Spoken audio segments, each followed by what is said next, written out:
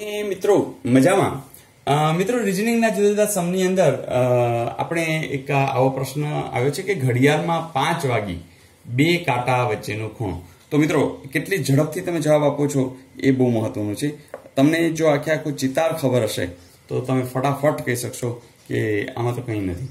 કારણ શું છે કે અગાઉ આપણે વાત થઈ હતી એમ કે જ્યારે તમે ઘડિયાળની વાત કરો તો 12 છે, 3 છે, 6 છે, 9 છે, અને જ્યારે 5 વાગ્યાની વાત હશે એટલે તમે સમજી શકો કે અહીંયા 4 હશે, 5 હશે, એટલે નાનો કાંટો અહીંયા હશે, મોટો કાંટો છે એ અહીંયા હશે, અને તમારે આ ખૂણો શોધવાનો છે.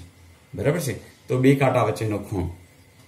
મિત્રો અહીંયા વાત એટલી જ છે કે તમને ખબર છે કે ટોટલ એટલે 360, ટોટલ એટલે 360, અને આટલી 5-5 મિનિટની અંતરની વાત કરીએ તો તમને ખબર છે કે 30 અંશ થાય. કારણ કે આખું તમને ખબર છે કે 30 કરો 12 13 36, એટલે કે 360 ને જો તમે 12 વડે ભાગો તો 30 અંશ આવશે.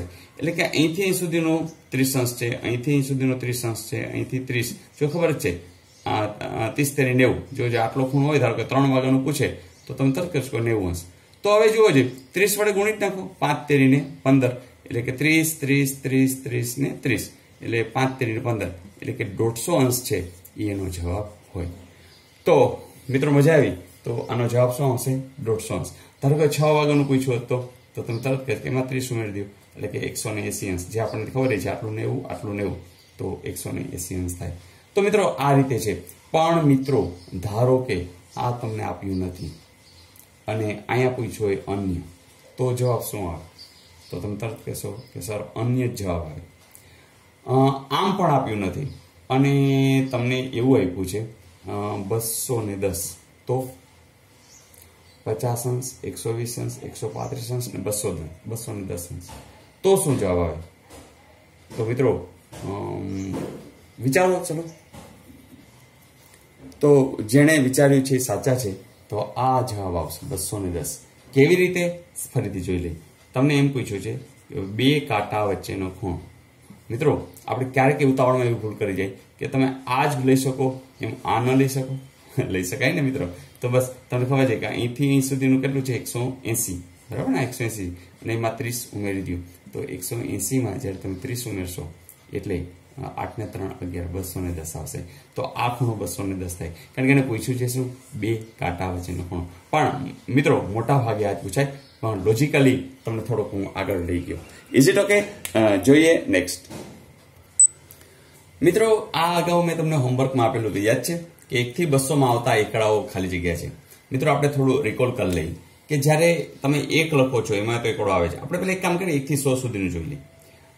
1માં આવે છે, પછી ક્યાં 2 3 4 5 6 7 8 9 નથી આવતું. 10માં આવ્યો એકડો, 11માં આવે છે, 2 વાર આવે છે. તો આ બધું આપણે ગણતા 200 સુધી જવું છે. પણ પહેલા એક કામ કરીએ, 1 થી 100 સુધીની કલ્પના કરી લઈએ.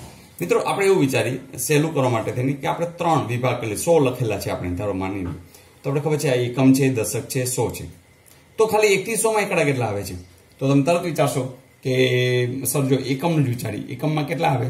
તો 1, પછી એકમમાં આવ્યો 11, 21, 31, 51. જોજો કેટલી વાર આવ્યું? તો તમે તરત કહેશો કે સર આ ટોટલ 10 વાર આવ્યા. જોજો આની જ વાત કરીશું ખાલી એકમના અંકમાં, એટલે અહીંયા ટોટલ 10 વાર આવશે.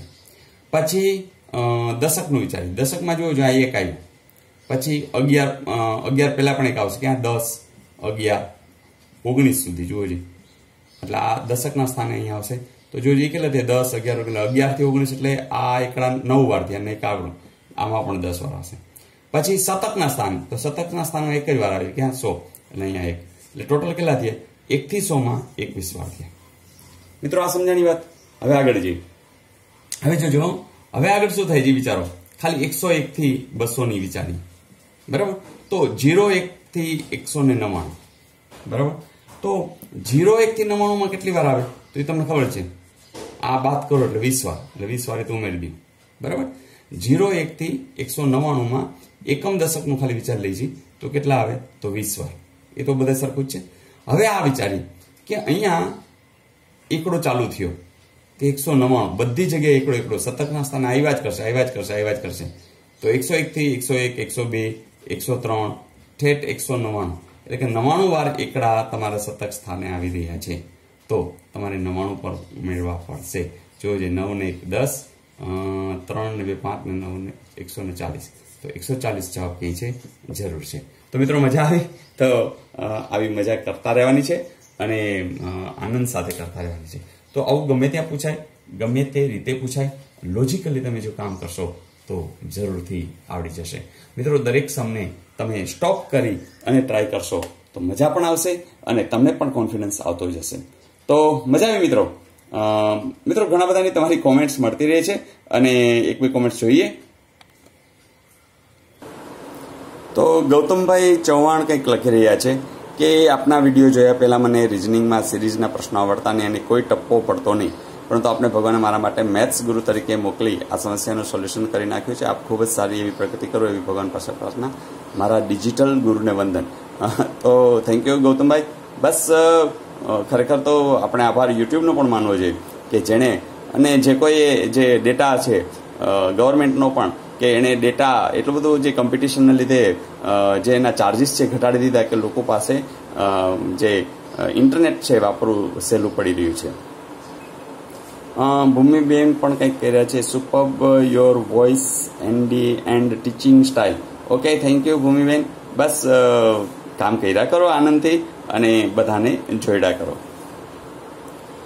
ડોડિયા પ્રજ્ઞાબેન કરે, સર તમે ક્લાસ શરૂ કરો ગવર્મેન્ટના તો અમે આવવા માટે તૈયાર છીએ. તો આવી જાઓ પ્રજ્ઞાબેન. અહીં જામનગરમાં અમે લોકો ક્લાસ ચલાવીએ છીએ, એ પણ ફ્રીમાં ચલાવીએ છીએ. તો આનંદથી બધા ગરીબમાં ગરીબ વિદ્યાર્થી આવી શકે. તો અમારો પ્રયાસ એનડીસી પરિવારનો એ છે કે જે લોકો પાસે પૈસાનો પ્રોબ્લેમ છે તો એને શક્ય એટલી હેલ્પ કરવી હે ને. તો જરૂરથી આવી જાઓ અને ચોક્કસ આવો. ઘણા લોકો આવી પણ રહ્યા છે, ઘણા લોકો બહારગામથી આવી અહીંયા રૂમની વ્યવસ્થા કરી અને સગાવાલાની પાસે રહી અને ક્લાસ કરી રહ્યા છે.